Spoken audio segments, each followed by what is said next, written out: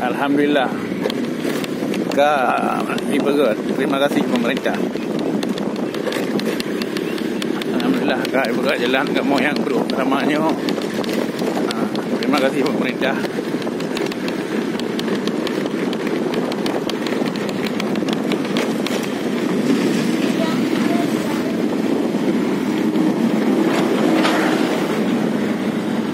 Yang barokan bro. InsyaAllah hanya kak ibu kan. Alhamdulillah dah. Doa bagaimana daerahnya barang Aceh berbahagia tapi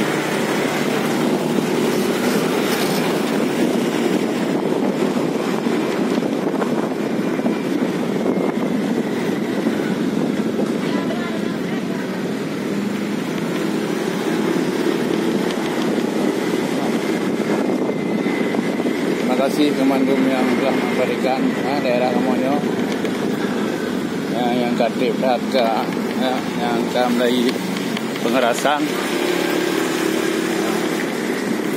Pakai doa Allah bersukses tapi pemborong pun berbegat berdomai rezeki. Alhamdulillah ya Allah. Alhamdulillah nyobrokkan jadi ini.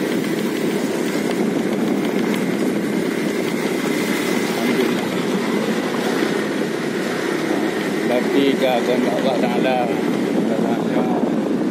dan kamu akan buat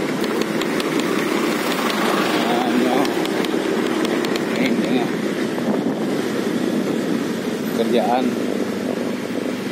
pengerasan. Alhamdulillah lah.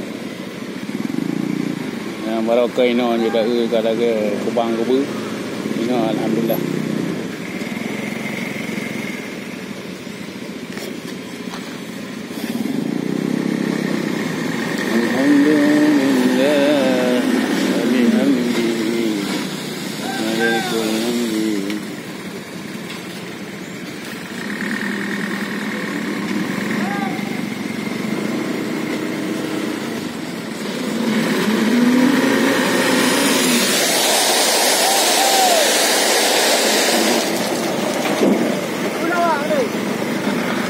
Hey.